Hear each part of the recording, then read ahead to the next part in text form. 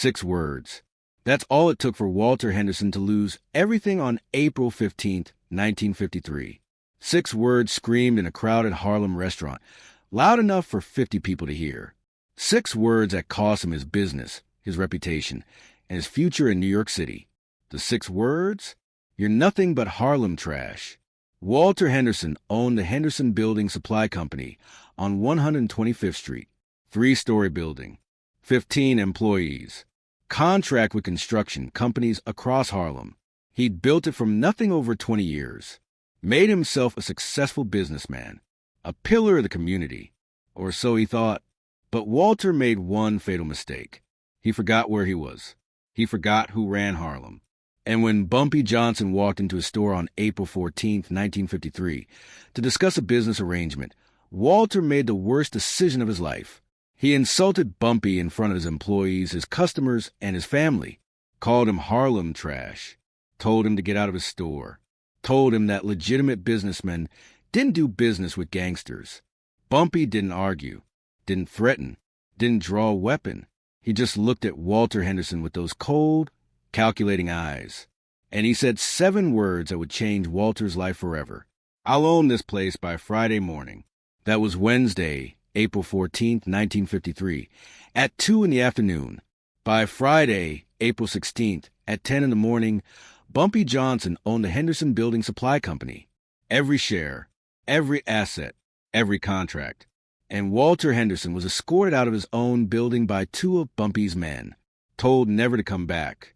This is a story of how one insult cost a man his life's work, how Bumpy Johnson taught Walter Henderson that in Harlem, respect wasn't optional, and how 36 hours of financial warfare proved that Bumpy's power extended far beyond the streets.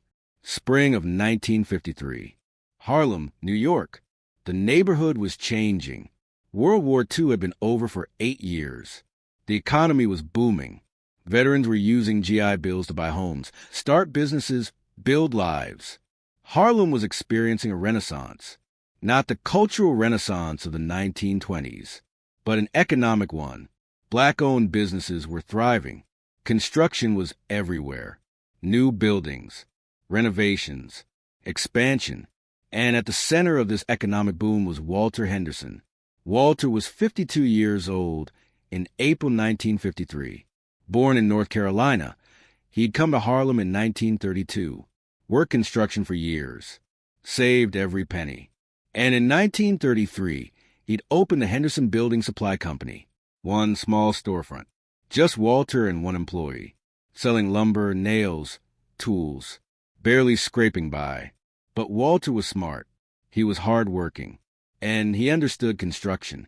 By 1953, 20 years later, Henderson Building Supply was the largest black-owned construction supply company in Harlem, 3-story building on 125th Street, prime location, 15 employees, contracts with every major construction company in the neighborhood, annual revenue of over $200,000, a fortune in 1953. Walter Henderson had achieved the American dream, but nobody knew what was about to go wrong. Walter had done it without the mob, without protection money, without payoffs. He'd built a legitimate business through hard work and determination, and he was proud of that. Proud that he didn't owe anyone anything. Proud that he'd succeeded without compromising his principles. That pride would be his downfall. Bumpy Johnson was 47 years old in 1953. By that time, he'd been running Harlem for almost 20 years. The numbers racket, protection, loan sharking, and increasingly legitimate businesses. Because Bumpy understood something that most gangsters didn't. The future wasn't just in crime. It was in legitimate business, money laundering, real estate, construction. Bumpy had been investing in Harlem's economic boom for years. He owned apartment buildings, nightclubs, restaurants, laundromats, barbershops, dozens of businesses. Most people didn't know Bumpy owned them. They were held through shell companies, silent partnerships. But Bumpy controlled them all. And in 1953, Bumpy decided he wanted to get into construction supply. April 10th, 1953. Bumpy sent Illinois Gordon, his top lieutenant, to the Henderson Building Supply Company. Illinois' mission was simple: assess the business, see if Walter Henderson was interested in a partnership. Bumpy wasn't trying to steal the business. He wanted a legitimate deal. Bumpy would provide capital, connections, protection. In exchange for 50% ownership, Walter would stay on as manager, keep running the day-to-day operations. Everyone would make money. But when Illinois explained the offer, Walter's response shocked him. "I built this business with my own hands. I'm not giving half of it to some gangster. Tell Bumpy Johnson he can take his offer and get lost." Illinois tried to reason with him. "Mr. Henderson, Bumpy's offering you capital. You could expand, open more locations, double your revenue. This is a good deal." Walter cut him off. "I don't do business with criminals. I don't need the mob's money. And I sure don't need Bumpy Johnson as a partner. Now get out of my store." Illinois left, but he knew Walter had made a mistake. Nobody turned down Bumpy Johnson like that. Not in Harlem. When Illinois reported back to Bumpy, he expected Bumpy to be angry, to order retaliation, maybe threaten Walter, force him to accept. But Bumpy's response was calm, almost amused. He doesn't want to do business with criminals? He thinks he's above the streets? That's interesting. Bumpy thought for a moment. Let's give Mr. Henderson another chance. I'll go see him myself. Tomorrow, face to face. Maybe he'll be more reasonable. Illinois was skeptical. "Boss, he disrespected you. He called you a gangster. He told you to get lost. Why give him another chance?" Bumpy smiled. "Because I'm a businessman, and businessmen negotiate. I'll make him a better offer, something he can't refuse." But what Bumpy didn't expect was how badly that meeting would go. April 14th, 1953, 2 in the afternoon. Bumpy Johnson walked into the Henderson Building Supply Company. He wore an expensive dark blue suit, polished shoes, gold watch. He looked like a banker, not a gangster. The store was busy. 5 customers, 3 employees helping them. Walter Henderson was at the counter, going over invoices with one of his managers. Bumpy approached. Calm, professional. "Mr. Henderson, can we talk?" Walter looked up.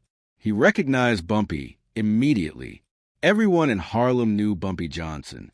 His face went hard. "I told your man yesterday. I'm not interested." Bumpy kept his tone respectful. "I understand, but I'd like to make a better offer." Bumpy pulled out an envelope. Inside was a check for $50,000. "Walter, I'm prepared to buy 25% of your company.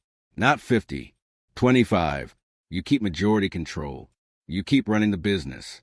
I'm just an investor. And this is my good faith deposit, $50,000. Think about what you could do with that capital." But that's when everything went wrong. Walter Henderson didn't take the envelope. He slapped it out of Bumpy's hand. The check fluttered to the floor, and Walter raised his voice, loud enough for everyone in the store to hear. "I don't want your dirty money. I don't want your partnership. You're nothing but Harlem Trash pretending to be a businessman. You're a criminal, a gangster, a thug, and I don't do business with people like you. Now get out of my store before I call the cops." The store went silent. Customers stared.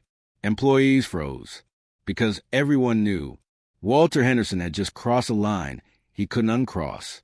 Bumpy bent down, picked up the envelope, straightened up, and looked Walter in the eye. His expression didn't change, but his eyes went cold. "I'll own this place by Friday morning." Bumpy turned and walked out of the store. And Walter Henderson, still angry, still righteous, had no idea what he'd just started. April 14th, 1953. For in the afternoon, 2 hours after Bumpy left the Henderson Building Supply Company, Bumpy was back in his office above Small's Paradise. With him were Illinois Gordon, his wife Mamie, and 3 of his top financial advisors, men who handled Bumpy's legitimate business interests. Mamie spoke first. "Are you really going to take his business over an insult?" Bumpy's response was calm. "This isn't about the insult. It's about respect.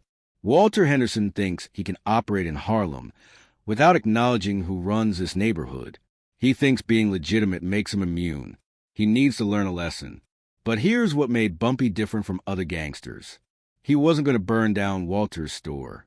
He wasn't going to threaten his family. He wasn't going to use violence.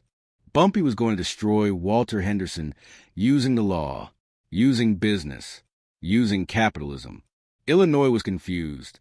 Boss, how are you going to own his business by Friday? You can't just take it. Walter owns it outright. Bumpy smiled. I'm not going to take it. I'm going to buy it. But Walter won't sell. He just turned you down. Bumpy looked at his financial advisors. That's why we're going to make him sell. Gentlemen, tell me everything you know about the Henderson Building Supply Company. What nobody knew was that Bumpy had been researching Walter's business for months. Ever since he first decided he wanted into construction supply, he knew everything. Walter's revenue, his contracts, his suppliers, his debts, and most importantly, his vulnerabilities. One of Bumpy's advisors, a man named Marcus who'd been an accountant before working for Bumpy, laid out the situation. Henderson Building Supply does about $200,000 a year in revenue, but his profit margins are thin, maybe 15%. He has 3 major contracts, one with Jefferson Construction, one with Harlem Builders, one with city planning for the new housing developments. Those 3 contracts represent 60% of his business. Bumpy leaned forward. What happens if he loses those contracts? Marcus didn't hesitate. He goes bankrupt within 3 months. Bumpy turned Illinois. I need you to talk to Jefferson Construction and Harlem Builders. Tonight, tell them that if they want to keep operating in Harlem, they'll drop Henderson and sign with us instead. Illinois nodded. And the city planning contract? That one's trickier. It's a government contract. But Bumpy already had a plan for that. Bumpy picked up his phone, called a number. A man answered. Adam Clayton Powell Jr., Congressman, Baptist minister, one of the most powerful black politicians in America, and a close friend of Bumpy Johnson. Adam, I need a favor. Within 2 hours, Illinois Gordon had visited Jefferson Construction and Harlem Builders. Both companies agreed immediately. They'd been paying protection money to Bumpy for years. They understood the rules. By 6 o'clock that evening, both companies had sent letters to Walter Henderson, terminating their contracts, effective immediately, citing breach of quality standards. Walter received the letters at home that night. He couldn't believe it. Both companies? On the same day? It couldn't be coincidence. He called both companies, left messages. Nobody called back. April 15th, 1953, Thursday morning. Walter arrived at his store at 7 o'clock, before the employees. He needed to figure out what was happening. At 7:30, he received a call from the city planning department. Mr. Henderson, we're calling to inform you that your contract for the new housing development has been suspended pending review. Walter's heart sank. Suspended? Why? We received complaints about material quality. We need to conduct an inspection. This will take approximately 2 weeks. In the meantime, all deliveries are on hold. Walter tried to argue, tried to explain that there were no quality issues, but the bureaucrat on the other end was unmoved. 2 weeks minimum, Mr. Henderson. You'll be notified when the inspection is complete. Walter hung up. He sat at his desk, stunned. 3 contracts. Gone. In less than 24 hours. And he knew exactly who was responsible. Bumpy Johnson. At 8 o'clock, his employees started arriving. At 9, the store opened. But something was different. No customers. The store was empty. By 10 o'clock, Walter was panicking. Where is everyone? One of his employees, a young man named Jerome, finally told him the truth. Mr. Henderson, word's out on the street. Bumpy Johnson's mad at you. People are scared to shop here. They don't want trouble. Walter felt his world collapsing. But that's when the real twist happened. At 11 o'clock, a man in an expensive suit walked into the store. He introduced himself as David Klein, attorney. He handed Walter a business card and an envelope. Mr. Henderson, I represent a group of investors who are interested in purchasing your business. Walter opened the envelope. Inside was an offer, $50,000, for the Henderson Building Supply Company. Everything, the building, the inventory, the contracts, the name, $50,000. Walter's blood ran cold. This is Bumpy Johnson. Klein didn't confirm or deny. My clients prefer to remain anonymous, but this is a legitimate offer. All cash. We can close by tomorrow morning. Walter tried to sound confident. My business is worth 5 times that. Klein's response was calm. Perhaps it was yesterday. But today you have no contracts, no customers. And based on our analysis, you have about $30,000 in debt. Suppliers, payroll, rent. Without revenue, you'll be bankrupt in 60 days. We're offering you a way out. Walter threw the envelope back at Klein. Tell Bumpy Johnson I'm not selling. I built this business. I'll rebuild the contracts. I'll get new customers. I'm not giving him my life's work. Klein picked up the envelope. He didn't look surprised. Mr. Henderson, my clients anticipated you might feel this way, so they've instructed me to inform you of one additional detail. Klein pulled out another document. This is a lien against your building. You have a loan with Harlem Community Bank. $50,000. Due in 6 months. Walter nodded. I know. I've been making payments. Klein smiled. Not anymore. My clients have purchased your loan from the bank. As of this morning, they own your debt, and they're calling it due. Immediately, you have 72 hours to pay $50,000, or they foreclose. Walter's face went pale. You can't do that. Klein stood up. They just did. 72 hours, Mr. Henderson, or you lose everything. The building, the business, all of it. Think about our offer. It's the only way you walk away with anything. Klein left, and Walter Henderson sat in his empty store, realizing that Bumpy Johnson had just checkmated him, without violence, without threats, just business. April 15th, 1953, Thursday afternoon. Walter Henderson tried everything. He called lawyers, but every law firm in Harlem told him the same thing. The loan purchase was legal. The foreclosure was legal. He had no recourse. He called his bank, Harlem Community Bank. The manager, a man Walter had known for 15 years, was apologetic. Walter, I'm sorry. They made us an offer we couldn't refuse. The loan was sold. There's nothing I can do. Walter even tried calling the companies that had dropped him, but nobody would take his calls. By 4 o'clock Thursday afternoon, Walter realized he had 2 choices. Sell to Bumpy for $50,000, or lose everything and walk away with nothing. His wife Clara tried to convince him to sell. Walter, it's $50,000. We can start over somewhere else. Maybe New Jersey. Maybe Philadelphia. We can rebuild. But Walter's pride wouldn't let him. I'm not giving Bumpy Johnson the satisfaction. I built this business. I'll find a way. But what Walter didn't know was that Bumpy had one more move. Thursday evening, 6 o'clock. Walter was locking up his store when 2 men approached him. They weren't threatening. They were professional, wearing suits. Mr. Henderson, we're from the IRS, Internal Revenue Service. We need to speak with you about your tax filings from the last 5 years. Walter's stomach dropped. My taxes are clean. I file every year. One of the agents handed him a document. We've received information suggesting otherwise. We'll need to audit your books. All of them. Can you come to our office tomorrow morning? Walter tried to argue, but IRS agents don't negotiate. Friday morning, 9 o'clock, or we'll issue a warrant. The agents left, and Walter understood. This was a final blow. Bumpy had somehow triggered an IRS audit. Walter went home that night, told Clara everything. She cried.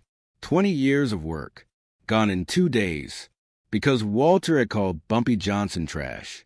April 16th, 1953, Friday morning, 8:30. Walter Henderson walked into David Klein's law office. He looked like he'd aged 10 years. Klein was expecting him. Mr. Henderson, have you reconsidered our offer? Walter's voice was defeated. I'll sell, but I have conditions. Klein waited. I want $60,000, not $50, and I want my employees protected. They keep their jobs. Klein made a phone call, spoke quietly, hung up. My clients have agreed. 60,000. Your employees keep their jobs for at least 6 months. But there's one more condition. Walter braced himself. You have to personally hand over the keys to Mr. Johnson at your store this morning in front of your employees. Walter's eyes filled with tears. He has to humiliate me? Klein's expression was sympathetic. You called him trash, Mr. Henderson, in front of witnesses. This is his reply. By 10 o'clock Friday morning, April 16, 1953, Walter Henderson stood in front of his store, the store he'd built. His employees were there. His wife was there. And Bumpy Johnson arrived, calm, dressed in his finest suit. Walter handed Bumpy the keys. Bumpy took them, looked Walter in the eye, and said something Walter would never forget. This is what you call trash, Mr. Henderson. A man who built an empire from nothing. A man who protects his community. A man who demands respect. You thought being legitimate made you better than me. But we're both businessmen. The difference is I understand power. And you just learn what happens when you disrespect it. Bumpy turned to Walter's employees. You all still have jobs. Nothing changes for you. Then Bumpy looked at Walter one last time. Use that 60,000 wisely, Mr. Henderson. Start over. Somewhere else. But remember this lesson. In Harlem, respect isn't optional. April 17, 1953. The next day, word spread through Harlem like wildfire. Bumpy Johnson had taken over Henderson Building Supply. Without violence, without threats, just business. Pure, ruthless legal business. The story became legendary immediately. How Walter Henderson had insulted Bumpy, called him trash, told him to get lost, and how Bumpy had responded, not with bullets, not with fire, but with financial warfare, destroying Walter's contracts, buying his debt, triggering an IRS audit, and forcing Walter to sell at a fraction of the business's worth. Other businessmen in Harlem learned a lesson that day. You could refuse to work with Bumpy, but you had to do it respectfully, because Bumpy Johnson's power wasn't just in the streets. It was in the boardrooms, the banks, the government offices. Walter Henderson took his $60,000 and left New York, moved to Philadelphia, tried to start over, but he never built another business. The humiliation had broken him. He worked construction jobs for the rest of his life. Died in 1972 at age 71. Bitter, broken, always telling anyone who'd listen about how Bumpy Johnson had stolen his business. But here's what Walter never understood. Bumpy didn't steal anything. He'd made Walter a fair offer. $50,000 for 25%.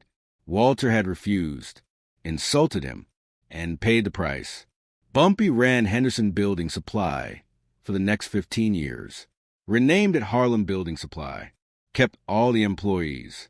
Expanded to 3 locations. Made it the most successful black-owned construction supply company in New York. When Bumpy was arrested in 1952 for drug conspiracy and sent to Alcatraz for 10 years, his wife Mamie ran the business. When Bumpy was released in 1963, he took it back. By 1968, when Bumpy died, Harlem Building Supply was worth over $2 million. Walter Henderson's $60,000 payout had become a multi-million-dollar empire, all because Walter had called Bumpy trash. The story became a case study in Harlem, about power, about respect, about the difference between being successful and being smart. Walter Henderson was successful. He'd built a business, made money, achieved the American dream. But he wasn't smart, because he didn't understand where he was. He didn't understand that Harlem had rules, and the man who enforced those rules was Bumpy Johnson. Years later, in 1965, a young entrepreneur in Harlem asked an old-timer for business advice. The old-timer told him the story of Walter Henderson. He said, "You can be legitimate. You can refuse to work with gangsters. That's your choice. But never disrespect them. Never insult them. Never call them trash.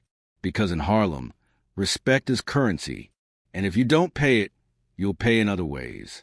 Walter Henderson learned that lesson. Cost him everything he'd built. The young entrepreneur never forgot that story.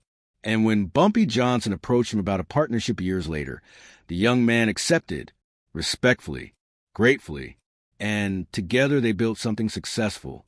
Because he'd learned what Walter never did. Pride is expensive in Harlem, and disrespect is fatal. But the story has one final twist. In 1983, 15 years after Bumpy's death, a journalist was researching a book about black businesses in Harlem. He tracked down some of Walter Henderson's old employees, men who'd worked at the store when Bumpy took over. One of them, Jerome, now in his 50s, told the full story. He said, "Mr. Henderson was a good man, hard worker, fair boss, but he didn't understand Harlem. He thought because he owned a legitimate business, he was above the streets. He thought Bumpy was just a gangster. But Bumpy was more than that. Bumpy was the king of Harlem, and you don't insult a king." Jerome continued, "When Bumpy took over, nothing changed for us. We kept our jobs, got raises, better benefits. Bumpy treated us better than Mr. Henderson ever did, because Bumpy understood something Mr. Henderson didn't. A business is only as good as its people, and if you take care of your people, they'll take care of you." The journalist asked if Jerome blamed Bumpy for what happened to Walter. Jerome's answer was telling. "No, I blame Mr. Henderson. Bumpy made him a fair offer, 25% for capital and connections. That's a good deal. But Mr. Henderson's pride got in the way. He called Bumpy trash, and Bumpy showed him that trash can take your kingdom." That interview was published in a small community newspaper in Harlem. Most people never read it, but those who did understood the lesson. In 1950s Harlem, being legitimate wasn't enough. You needed respect, you needed to understand power, and you needed to know who really ran the neighborhood. When Bumpy Johnson died on July 7, 1968, thousands attended his funeral. Adam Clayton Powell Jr. gave the eulogy. Frank Lucas, Bumpy's protege, was there. Malcolm X's widow, Betty Shabazz, attended. And among the mourners were dozens of businessmen, legitimate businessmen, shop owners, restaurant owners, real estate developers, men who'd worked with Bumpy, men who'd learned from him, men who understood that Bumpy Johnson was more than a gangster. He was a businessman, a strategist, a king. One of those businessmen, speaking to a reporter after the funeral, told the story of Walter Henderson. He said, "Bumpy taught us that power comes in many forms. Violence is one, but money is another. Politics is another. Connections are another. Walter Henderson thought he was untouchable because he was legitimate. Bumpy proved him wrong in 36 hours, without firing a shot, without breaking a law, just using the system, using capitalism, using power. That's why we respected Bumpy, not because he was a gangster, but because he understood how the world really works." The reporter asked if the businessman thought what Bumpy did was fair. The businessman's answer became famous in Harlem. Fair? Walter insulted Bumpy in public, called him trash, told him he wasn't worthy of doing business with legitimate people. Bumpy could have killed him, could have burned his store, could have hurt his family. Instead, Bumpy destroyed him economically, made him sell, paid him $60,000. That's more than fair. That's mercy. And Walter Henderson never understood that, never appreciated that Bumpy let him walk away alive, and with money. That's why Walter died bitter, and why Bumpy died a legend. Look, the story of Walter Henderson isn't just about a business takeover. It's about pride, about respect, about understanding power. Walter Henderson worked for 20 years to build his business. He achieved success through hard work and determination. He should be admired for that. But Walter made one fatal mistake. He thought his success made him superior. He thought being legitimate meant he didn't have to respect the streets. He thought calling Bumpy Johnson trash would have no consequences. He was wrong. April 14th, 1953. 2 in the afternoon. 6 words. "You're nothing but Harlem trash." 36 hours later, Walter had lost everything. His contracts, his customers, his business, his future, not through violence, not through crime, but through business. Pure legal, ruthless business. Bumpy Johnson proved that day that gangsters aren't just criminals. They're businessmen. They understand power. They understand leverage. They understand that in capitalism, money talks. And Bumpy had more money, more connections, more power than Walter Henderson ever would. Walter called Bumpy trash. Bumpy bought Walter's business and kicked him out. And in doing so, Bumpy taught Harlem a lesson that lasted for generations. Respect isn't optional. Pride is expensive. And underestimating a gangster because he's not legitimate is the fastest way to lose everything. Walter Henderson learned that lesson. It cost him his life's work. But dozens of other businessmen learned from Walter's mistake. And they succeeded by showing respect, by understanding power, by never calling the king of Harlem trash. If this story about Bumpy Johnson's ultimate business power move got your attention, hit that like button right now.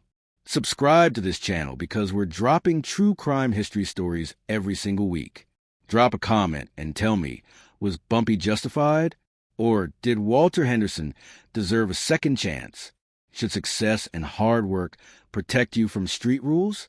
And turn on notifications because next week we're telling the story of how Bumpy Johnson walked into a police station and refused to leave until they stopped harassing black neighborhoods. And the police backed down. Remember, in 1950s Harlem, success was enough.